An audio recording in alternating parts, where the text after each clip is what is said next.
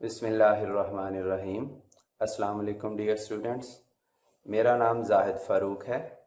मैं और मेरे दूसरे कोलीग आपको फ़िज़िक्स सिखाने की कोशिश करेंगे और हमारी कोशिश होगी कि आपका इस सब्जेक्ट के अंदर इंटरेस्ट डेवलप किया जाए और थ्रू आउट लेक्चर्स हम इस इंटरेस्ट को मेंटेन रखने की भी कोशिश करेंगे।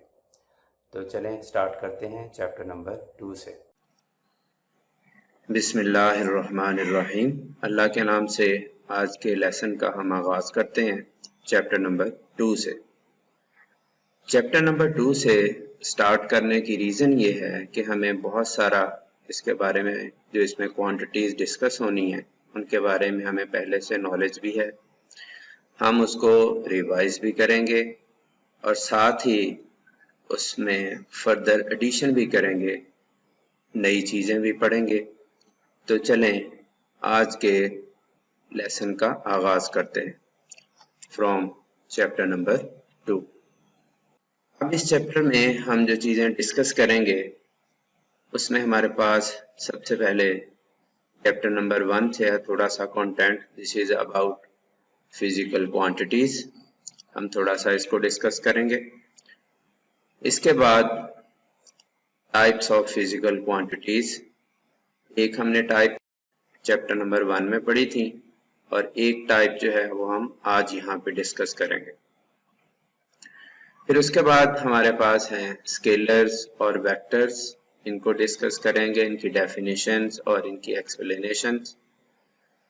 फिर इसके बाद हमारे पास वेक्टर्स और स्केलर्स को रिप्रेजेंट किस तरह से किया जाता है इसको डिस्कस करेंगे।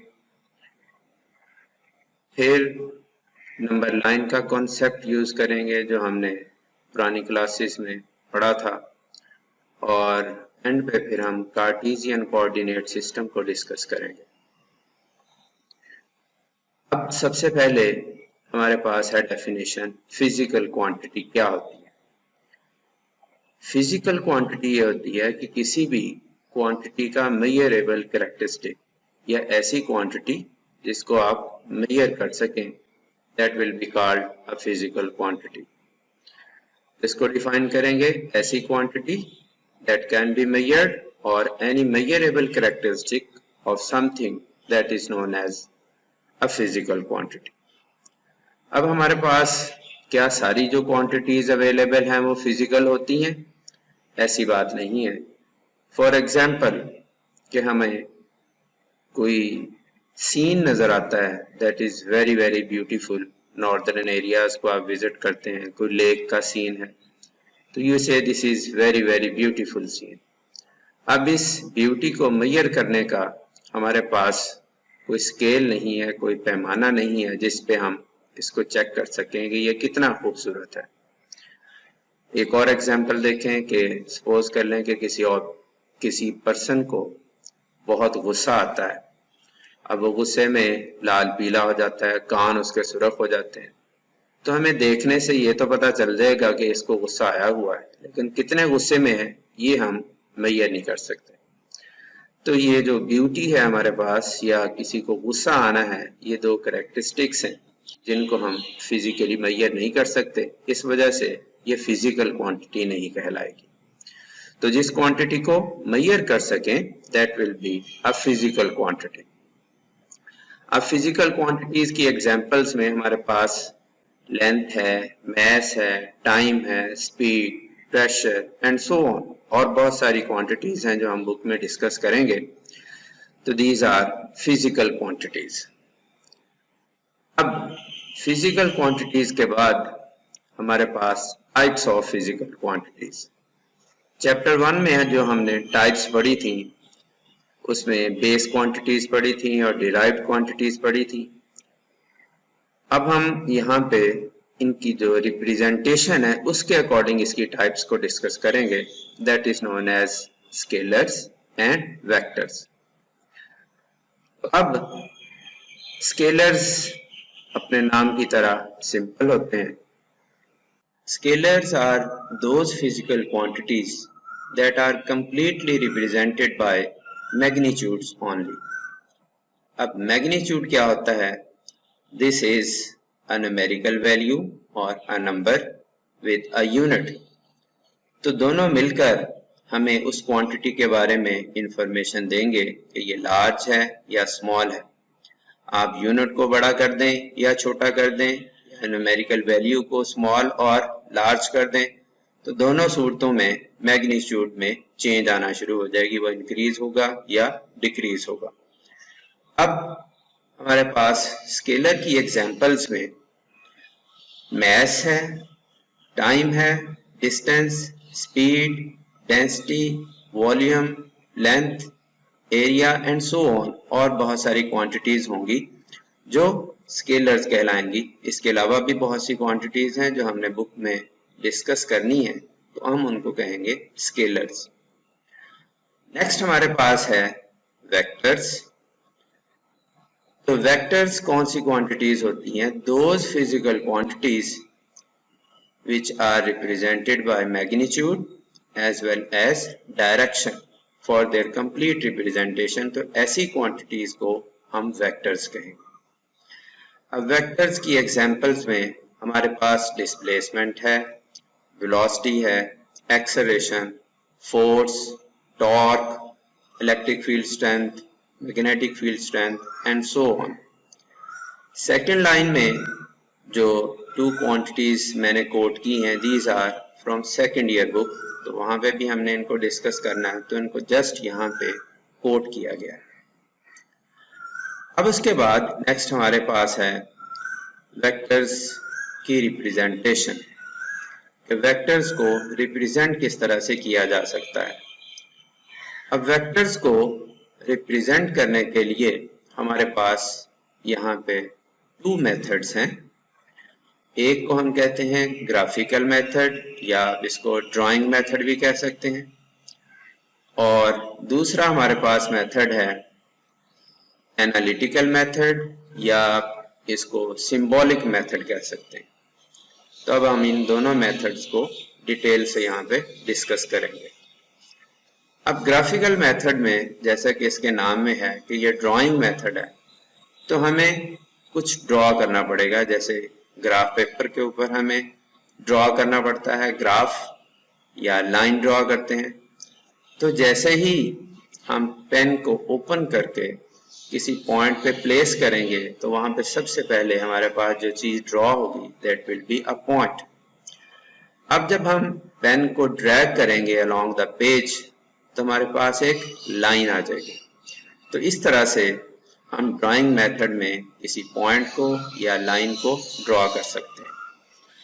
अब वेक्टर को ड्रॉ करने के लिए, उसको रिप्रेजेंट करने के लिए यहाँ पे एक एग्जाम्पल कोड की है कि फॉर एग्जाम्पल कि हम इस ड्राइंग मेथड को अप्लाई करते हुए 20 मीटर पर सेकेंड की वेलोसिटी है किसी ऑब्जेक्ट की that is moving in the eastward direction, तो हम इसको ड्राइंग मेथड से ड्रॉ करना चाहते हैं।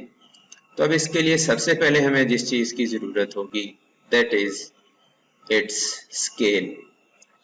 तो स्केल आप कोई भी सिलेक्ट कर सकते हैं। तो स्केल ऐसी सिलेक्ट करनी है कि हमारे पास जो रिजल्ट वेक्टर का आए वो हमारे पेज पे पूरा आ जाए, ये ना हो कि जगह कम पड़ जाए। तो इस वजह से हमें सूटेबल स्केल सिलेक्ट करना है। अब मैंने यहाँ पे 4 मीटर पर second is equal to 1 centimetre की स्केल सिलेक्ट की है।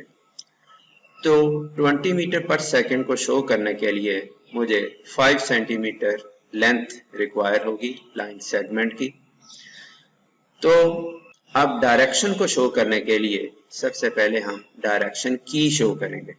इसमें हम north, south, east, west direction show करेंगे, और नॉर्थ के लिए हम एरो लगाते हैं that is always in the upward direction.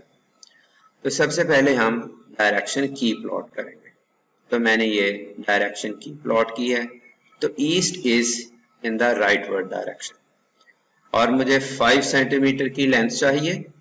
तो 5 सेंटीमीटर की मैंने लेंथ ड्रॉ की इन द ईस्टवर्ड डायरेक्शन।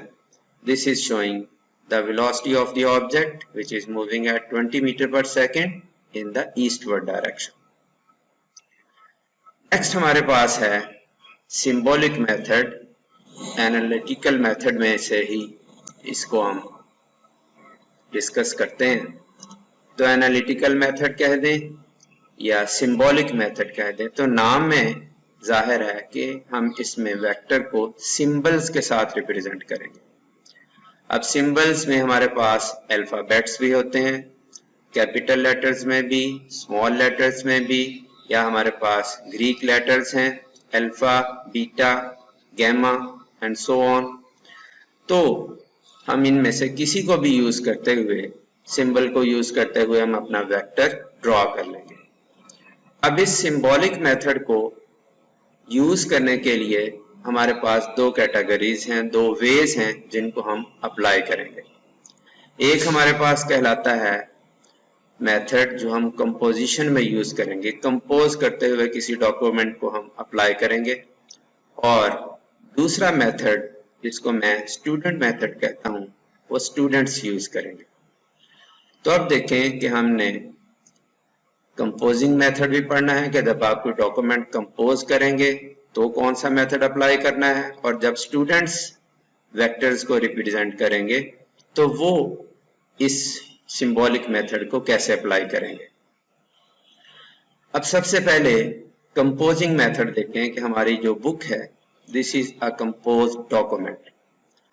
हम माइक्रोसॉफ्ट वर्ड के अंदर या किसी और MS पॉइंट के अंदर हम कोई डॉक्यूमेंट अगर कंपोज करते हैं तो कंपोजिंग में हमने वेक्टर्स को अल्फाबेट्स के साथ शो करना है या किसी ग्रीक सिंबल के साथ उसको शो करना है। तो कंपोजिंग मेथड में वेक्टर को रिलेटिवली बोल्ड टाइप फेस से शो किया जाता है या थिक फेस के साथ उसको शो किया जाता है। तो नॉर्मल राइटिंग के अंदर आपको वो वेक्टर क्लियरली विजिबल हो जाएगा। तो जहां पे भी बोल्ड फेस में या थोड़ा सा थिक लिखा हुआ कोई अल्फाबेट या कोई सिंबल नजर आए तो समझ लें this is a vector quantity. अब यहाँ पे एग्जांपल में देखें कि मेरे पास लेट्स सपोज के एक वेक्टर है ए वेक्टर, और इसको मैंने कंपोजिंग मेथड में शो करना है। तो वेक्टर ए जो होगा this will be seen relatively thick. Position vector है मेरे पास, लेट्स दिस इज आर, तो आर को मैंने रिलेटिवली थोड़ा सा थिक कर दिया। इसी तरह डिस्प्लेसमेंट वेक्टर डी है, उसको भी मैंने थोड़ा सा थिक लिखा हुआ है। तो इस तरह बोल्ड फेस में जो लिखे हुए लेटर्स हैं वो आपको नॉर्मल राइटिंग में क्लियरली विजिबल हो जाएंगे। अब हमारी सारी बुक के अंदर जहां भी वेक्टर्स का जिक्र होगा तो हम इन वेक्टर्स को थिक फेसेस के साथ रिप्रेजेंट करेंगे। अब एग्जाम्पल के लिए मैंने यहाँ पे आपकी बुक का एक छोटा सा पेज का पार्ट मैंने कॉपी किया है। तो यहाँ पे आपको नजर आएगा कि जो वेक्टर्स हैं these are represented by bold faces और relatively thick than the normal writing. तो you will be able to clearly distinguish between the vectors and normal writing. अब उसके बाद हमारे पास है स्टूडेंट मेथड। ये स्टूडेंट मेथड जो है ये मैंने इसका नाम रखा है क्योंकि स्टूडेंट्स ने जब वेक्टर्स को रिप्रेजेंट करना है तो उन्होंने इस मेथड को अप्लाई करना है, कंपोज करने वाला मेथड अप्लाई नहीं करेंगे।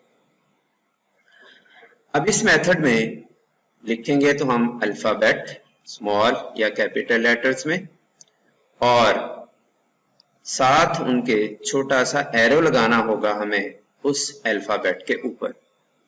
तो इस तरह से सिंबॉलिक मेथड में हम अल्फाबेट के ऊपर एक छोटा सा एरो लगाकर उसको वेक्टर बना देंगे। अब स्टूडेंट्स कंपोजिंग मेथड क्यों यूज नहीं करते या क्यों उनको कहा जाता है कि वो कंपोजिंग वाला मेथड यूज ना करें, यानी कि थिक फेस के साथ ना शो करें? उसकी रीजन ये है कि ये टाइम कंज्यूमिंग है या कह लें टाइम वेस्टिंग है। स्टूडेंट लिखते हुए पहले पेन अपना रखेगा, मार्कर को ओपन करेगा, फिर उसको लेटर को लिख के फिर मार्कर वापस रखेगा, या अगर पेन को ही उसके ऊपर 2-3 दफा उसी लेटर के ऊपर बार बार लिखेगा तो वो थिक तो हो जाएगा, लेकिन समटाइम्स ऐसा होता है कि पेज फट जाता है और फिर उसमें टाइम भी ज्यादा लगेगा। तो सिंपल वे ये है कि आप वो अल्फाबेट या लेटर या सिंबल लिखकर उसके ऊपर छोटा सा एरो लगा दें। अब यहाँ पे एक एग्जांपल देखें कि लेट्स सपोज हमारे पास वही वेक्टर ए है जिसको हमने कंपोजिंग मेथड में लिखा था। अब यहाँ पे हम इस वेक्टर ए के ऊपर छोटा सा एरो लगा देंगे that is showing the vector quantity A. कोई भी वेक्टर है ए, उसके ऊपर हमने एरो लगा दिया। इसी तरह हमारे पास वेक्टर डी है जिसको हम डिस्प्लेसमेंट वेक्टर कहेंगे, तो इसके ऊपर छोटा सा एरो हेड लगा दिया। वेक्टर आर है जिसको हम आगे चल के पोजीशन वेक्टर कहेंगे, इसके ऊपर एरो लगा दिया। तो this is the student method. तो स्टूडेंट्स ने हमेशा इसी मेथड को अप्लाई करना है। अब उसके बाद हमारी पूरी बुक के अंदर आपको ये मेथड सिर्फ एक जगह लिखा हुआ नजर आएगा, यानी कि जिस वेक्टर के ऊपर आपको एरो लिखा हुआ नजर आएगा वो बुक में सिर्फ एक दफा है, ना फर्स्ट ईयर की बुक में ना कहीं सेकंड ईयर की बुक में आपको ये मेथड नजर आएगा। तो स्टूडेंट ने इस चीज से खबरदार रहना है कि बोल्ड फेस में जो लिखे हुए लेटर्स हैं दीज आर वेक्टर्स, और जब उन्होंने इस मेथड को अप्लाई करना है तो उन्होंने एरो हेड लगाना है। अब इसके बाद चलते हैं वेक्टर को रिप्रेजेंट करने के लिए कार्टेशियन कोऑर्डिनेट सिस्टम की तरफ। तो इसमें सबसे पहले हम देखेंगे कि कोऑर्डिनेट सिस्टम होता क्या है। तो कोऑर्डिनेट सिस्टम हमारे पास पॉइंट्स का एक सेट है जिसकी हेल्प से आप किसी पॉइंट को लोकेट कर सकते हैं, तो उसको हम कह देते हैं कोऑर्डिनेट सिस्टम। अब कोऑर्डिनेट सिस्टम हमारे पास 1 डायमेंशन में भी होगा, 2 dimension, 3 dimension and up to 4 dimensions हम अपनी बुक में डिस्कस करेंगे। तो सबसे पहले देखते हैं 1 डायमेंशनल सिस्टम। तो 1 डायमेंशनल सिस्टम में क्योंकि एक ही डायरेक्शन इन्वॉल्व होगी तो हमारे पास एक लाइन होगी, और उस लाइन के ऊपर किसी पॉइंट को अगर हमने ढूंढना है तो इसका एक कोऑर्डिनेट होगा। उस कोऑर्डिनेट को आप x, y या z से रिप्रेजेंट कर सकते हैं, या आप उसके लिए कोई और लेटर भी यूज कर सकते हैं a, b और c। तो ये कोऑर्डिनेट हमें बताएगा कि हमें उस लाइन पर कितने यूनिट्स मूव करना पड़ेगा अपने पॉइंट को सर्च करने के लिए। अब इसकी यहाँ पे एक एग्जांपल देखते हैं कि 1 डायमेंशनल सिस्टम में हम पॉइंट को कैसे सर्च करेंगे या हमें उसका कोऑर्डिनेट कैसे मिलेगा। अब फॉर एग्जांपल हमारे पास यहाँ पे एक स्ट्रेट लाइन है that is extending in the rightward direction. इसको हम नंबर लाइन कहते हैं। नंबर लाइन आपको याद होगा हम यूज किया करते थे क्लास 2-3 में एडिशन के क्वेश्चंस, सब्ट्रैक्शन के और मल्टीप्लिकेशन के क्वेश्चंस हम इसकी हेल्प से सॉल्व किया करते थे। तो इसको हम यहाँ पे 1 डायमेंशनल सिस्टम में यूज करेंगे अपने कोऑर्डिनेट को सर्च करने के लिए। अब मैंने अपने पॉइंट को यहाँ पे डिफरेंट कलर से शो किया है। तो 0 से जब हम काउंटिंग करेंगे तो हमें 6 यूनिट पे जाके हमारा पॉइंट मिल जाएगा। तो हम कहेंगे कि इस पॉइंट के जो कोऑर्डिनेट्स हैं these are +6, just 1 कोऑर्डिनेट। इसी तरह अगर हमारी नंबर लाइन नेगेटिव डायरेक्शन में एक्सटेंडेड है तो इसके ऊपर हमने पॉइंट को सर्च करना है। तो हमारा यहाँ पे जो रेड कलर से शो होने वाला पॉइंट है this is at 8 units from 0। तो अब इसके जो कोऑर्डिनेट हमारे पास आ जाएगा दैट इज -8। अब अगर आप फर्दर इस कोऑर्डिनेट सिस्टम को विजुअलाइज करना चाहते हो तो मैंने नीचे छोटा सा लिंक दिया है, इसकी हेल्प से आप YouTube पर इसका एक क्लिप जो है वो विजुअलाइज कर सकते हैं इसको मजीद समझने के लिए। अब 1 डायमेंशनल सिस्टम के बाद हम मूव करते हैं 2 डायमेंशनल सिस्टम की तरफ और 3 डायमेंशनल सिस्टम की तरफ। अब ये जो कोऑर्डिनेट सिस्टम है जिसमें 2 या 3 डायमेंशंस यूज होंगी इसको हम कहते हैं कार्टेशियन कोऑर्डिनेट सिस्टम। इसका नाम कार्टेशियन फ्रेंच मैथमेटिशियन रेना डेकार्ट्स के नाम पे रखा गया है। मैंने इसके जो लेटर्स हैं उनको रेड कलर से शो किया है, यहां से हमने इसको कार्टेशियन कोऑर्डिनेट सिस्टम बनाया है। This consist of 2 dimensions and 3 dimension. तो पहले देखते हैं 2 डायमेंशंस में हम कैसे पॉइंट को सर्च करें। जब हम 2 डायमेंशंस की बात करते हैं तो हमारे पास 2 लाइंस होंगी, 2 नंबर लाइंस। यहाँ पे मैंने एक नंबर लाइन को ब्लू कलर से और एक नंबर लाइन को रेड कलर से शो किया। तो ये 2 लाइंस मिलकर हमें एक प्लेन, एक सरफेस प्रोवाइड करेंगी। तो 2 डायमेंशनल सिस्टम में आपके पास एक प्लेन अवेलेबल होगा। तो ज्योमेट्री के अंदर हम पॉइंट से स्टार्ट करते हैं, पॉइंट से लाइन बनती है और लाइन के बाद जब 2 लाइनें हमारे पास आ गई हैं डिफरेंट डायरेक्शंस में, तो इससे हमारे पास प्लेन आ जाएगा। अब जहां पे दोनों लाइंस एक दूसरे को इंटरसेक्ट कर रही हैं, इस पॉइंट को हम कहते हैं ओरिजिन। अब यहां से चूंकि ये लाइनें स्टार्ट हो रही हैं, इस वजह से इस ओरिजिन के जो कोऑर्डिनेट्स होंगे दीज आर 0 0।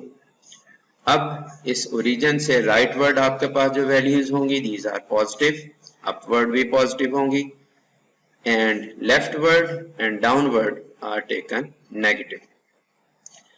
अब इस कोऑर्डिनेट सिस्टम को समझने के लिए मैंने यहाँ पे एक एग्जाम्पल कोट की है गूगल अर्थ से कि सपोज हम अपने कॉलेज की लोकेशन फाइंड करना चाहते हैं, तो कॉलेज की लोकेशन यूनिक कोऑर्डिनेट्स के साथ शो होगी। तो जब हम सर्च करते हैं तो सर्च करने से जैसे ही हमारे पास कॉलेज का मैप सामने आएगा, तो इसमें राइट बॉटम पे देखें आपको इसके कोऑर्डिनेट्स लिखे हुए नजर आएंगे in terms of lines of latitude and longitude. तो इन जैसी कोई और लोकेशन आपको पूरी अर्थ के ऊपर नहीं मिलेगी। तो सेम इसी तरह से आप 2 डायमेंशंस में या 3 डायमेंशंस में जब आप कोऑर्डिनेट्स कोड कर देते हैं तो आपके पास एक यूनिक पॉइंट अचीव हो जाएगा। अब 2 डायमेंशनल सिस्टम में कोऑर्डिनेट्स हमारे पास आ जाएंगे। अब इन कोऑर्डिनेट्स की बेसिस पर हमने अपना प्लेन 4 पार्ट्स में डिवाइड कर दिया। एक पार्ट को हम कह देंगे क्वाड्रेंट। तो इस तरह हमारे पास 4 क्वाड्रेंट्स अवेलेबल हैं। These are counted in the anti clockwise direction. तो फर्स्ट क्वाड्रेंट में आपके पास दोनों कोऑर्डिनेट्स की वैल्यूज पॉजिटिव होंगी। सेकंड क्वाड्रेंट के अंदर आपके पास x नेगेटिव, y पॉजिटिव होगा। थर्ड क्वाड्रेंट में x और y दोनों नेगेटिव होंगे और फोर्थ क्वाड्रेंट में आपके पास x पॉजिटिव होगा और y नेगेटिव होगा। तो इस तरह से हम इन क्वाड्रेंट्स के अंदर अपने कोऑर्डिनेट्स को शो कर देंगे। इनको हम डिटेल से अगले टॉपिक्स में डिस्कस करेंगे। अब वेक्टर को रिप्रेजेंट करने के लिए हमें एक लाइन सेगमेंट ड्रॉ करना है। जाहिर है कि लाइन एक सर्टेन पॉइंट से स्टार्ट होगी और एक सर्टेन पॉइंट पे एंड होगी। अब मैंने यहाँ पे सिंप्लिसिटी के लिए अपने वेक्टर को ओरिजिन से स्टार्ट किया है जिसके कोऑर्डिनेट्स हमारे पास 0 0 होंगे। तो यहाँ से स्टार्ट होकर लाइन सेगमेंट P पॉइंट तक एक्सटेंड हो रहा है। अब P पॉइंट तक पहुंचने के लिए आपको सर्टेन डिस्टेंस x एक्सिस के अलोंग मूव करना होगा और फिर उसके बाद सर्टेन डिस्टेंस आपको y एक्सिस के अलोंग मूव करना होगा। आप इस तरतीब को उलट भी कर सकते हैं कि पहले y एक्सिस पे मूव कर लें, बाद में x एक्सिस के मूव कर लें, लेकिन कोऑर्डिनेट्स की टर्म में जब हम लिखेंगे तो सबसे पहले x आएगा और उसके बाद y आएगा। तो जब हम ब्रैकेट में कोऑर्डिनेट्स को रिप्रेजेंट करेंगे तो फर्स्ट विल शो x या distance moved along x axis और सेकंड जो होगा that will show distance moved along y axis. तो अब इन कोऑर्डिनेट्स को आप p ऑफ x y से भी रिप्रेजेंट कर सकते हैं या p ऑफ a b से भी रिप्रेजेंट कर सकते हैं इन 2 डायमेंशंस। अब वेक्टर को कंप्लीट रिप्रेजेंट करने के लिए हमारे पास टेल के कोऑर्डिनेट्स भी आ गए, हेड के कोऑर्डिनेट्स भी आ गए। एक हमें और चीज जो रिक्वायर्ड है वो है कि ये हमारा वेक्टर पॉजिटिव x एक्सिस के साथ कितना एंगल फॉर्म कर रहा है। मैंने इसको यहाँ पे थीटा से रिप्रेजेंट कर दिया।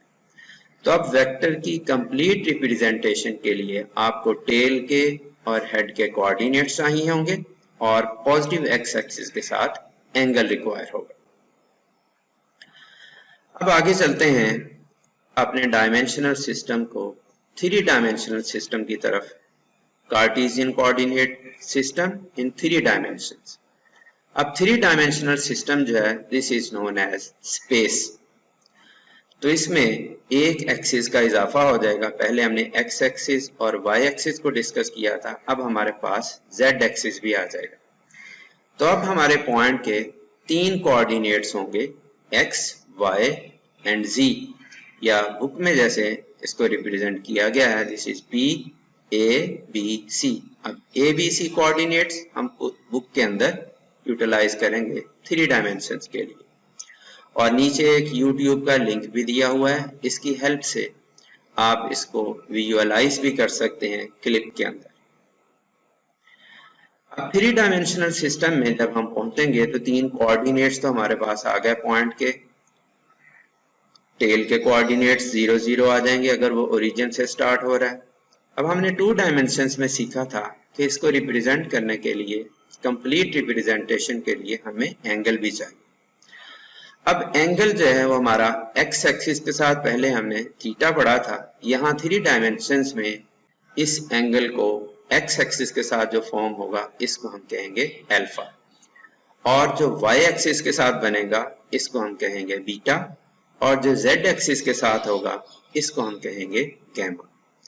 तो इस तरह 3 कोऑर्डिनेट हमारे पास आ गए और 3 ही हमारे पास एंगल आ गए। अब एक एग्जाम्पल मैंने यहाँ पे कोट की है कि 3 डायमेंशनल सिस्टम में लेट्स सपोज हमारे पास एक पॉइंट है, उसके कोऑर्डिनेट्स हैं 2 3 5। अब 2 का मतलब होगा कि आपको एक्स एक्सिस के अलोंग 2 यूनिट्स मूव करना है। 3 का मतलब है कि वाई एक्सिस के अलोंग आप 3 यूनिट्स मूव करेंगे, और 5 यूनिट्स आपको जेड एक्सिस के अलोंग मूव करना होगा, तो आप पी पॉइंट तक पहुंच जाएंगे। तो इसको हम यूटिलाइज करेंगे आगे चल के पोजीशन वेक्टर के अंदर और इसकी एप्लीकेशन के अंदर। और एंड पे हमारा 5th चैप्टर से लिंक्ड छोटा सा टॉपिक है, उसको यहाँ पे रिलेट कर रहे हैं, that is space time coordinates. This is 4 dimensional system. अब इसके नाम में जाहिर है कि 3 कोऑर्डिनेट्स इसके स्पेस के होंगे, यानी कि ए बी सी या एक्स वाई एंड जेड, और चौथा कोऑर्डिनेट इसमें टाइम का आ जाएगा। तो स्पेस टाइम कोऑर्डिनेट्स हम यूज करेंगे चैप्टर नंबर 5 में, जब हम आइंस्टाइन की थ्योरी को डिस्कस करेंगे अबाउट ग्रेविटेशन। तो वहां पे हमने इसको यूज करना है। यहाँ पे चूंकि ये स्पेस के साथ लिंक हो रहा था, 3 डायमेंशनल सिस्टम से आगे 4 डायमेंशनल सिस्टम बन रहा था, इस वजह से मैंने इसको यहीं पे थोड़ा सा डिस्क्राइब कर दिया। अब इसके साथ ही स्टूडेंट्स आज के लेक्चर का टाइम खत्म होता है। इंशाल्लाह अगले लेक्चर में मुलाकात होगी, तब तक के लिए अल्लाह हाफिज।